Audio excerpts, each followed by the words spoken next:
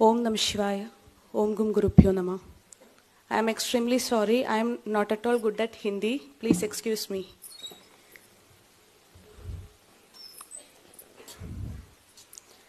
आदरणीय गुरुनाथ, मंच पर उपस्थित सभी मान्यवर और यहाँ उपस्थित सभी देवियों और सज्जनों, आप सभी को मेरा नमस्कार। मैं डॉक्टर अनघा केरल के त्रिशूर जिले से हूँ। वह मेरी बड़ी बहन अनुषा है और वो मेरी छोटी बहन अमृता। आज हम तीनों आचार्य श्रीमन मनोज जी के शिष्य हैं और आर्ष विद्या समाजम के फुल टाइमर्स भी है। मैं आपके सामने उस दर्दनाक अनुभवों को साझा कर रहे हैं जो हमारे परिवार ने 4 साल पहले झेला था। हमारा जन्म बहुत ही ऑर्थोडॉक्स ब्राह्मण फैमिली में हुआ था। बहुत छोटी उम्र से ही हम घर पर कई प्रकार के अनुष्ठान और दैनिक पूजा देखते हुए बड़ी हुई है।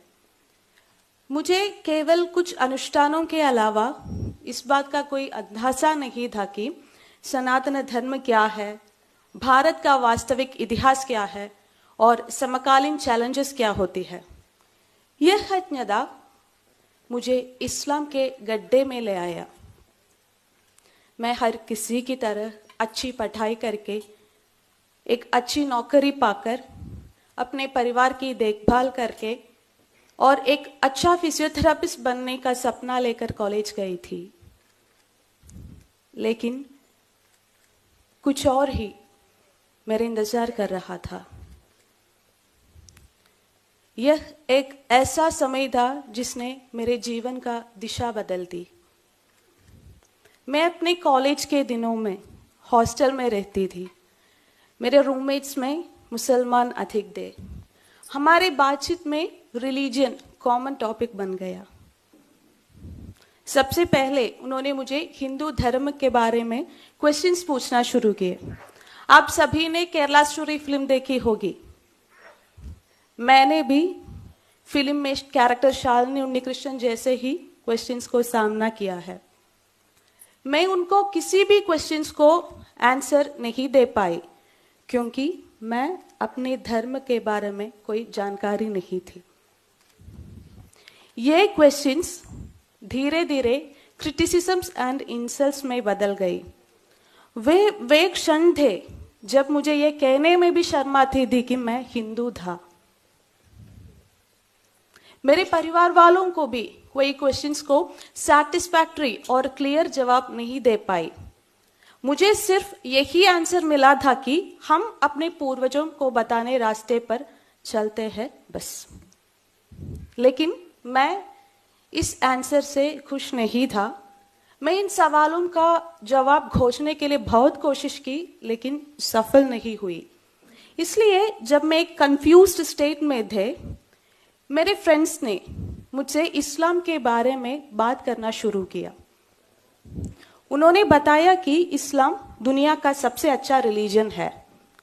अगर मैं इस्लाम के बारे में क्वेश्चंस करते तो वे पूरे आंसर्स देते थे क्योंकि उन्होंने बचपन से ही मदरसा में उनकी रिलीजियस शिक्षा प्राप्त की थी।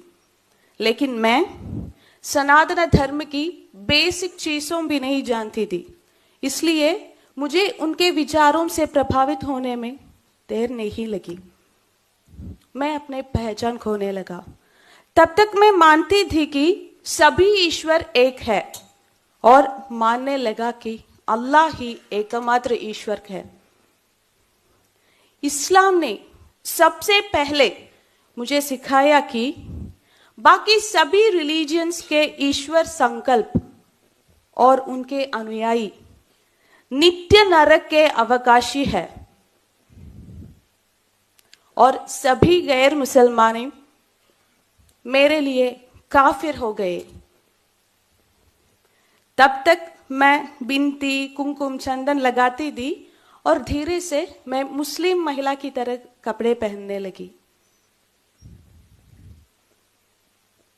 गाना, नाचना सब कुछ मेरे लिए हराम हो गया। मुझे लगने लगा कि मंदिर जाना और मंत्र का जप करना व्यभिचार जितना ही गलत है। धीरे धीरे से हिंदू धर्म, देवी देवताओं, हिंदू अनुष्ठान, स्वयं हिंदुओं को प्रति नफरत आने लगी। जिनका ये इस्लामिक व्हाट्सएप ग्रुप में मैं मेंबर थे, उन सभी में भारत के खिलाफ नफरत भड़कावा देने वाले मैसेजेस प्रचलित हो रहे थे। उन सारे मैसेजेस का टोन सिर्फ यही था कि भारत एक हिंदू राष्ट्र है और यहां विभिन्न तरीकों से इस्लाम का डोमिनेंस स्थापित किया जाना चाहिए और सभी मुसलमानों को इसमें इसके लिए योजनाएं में भाग लेना चाहिए। मेरे मुस्लिम फ्रेंड्स ने मुझे ओपनली बताया है कि उनकी योजना schools, colleges, hospitals, government, law and order, IT, social media, charity services जैसे सभी क्षेत्रों में अपना डोमिनेंस स्थापित किया है और इस तरह से सभी गैर मुसलमानों को इस्लाम में परिवर्तित करना है।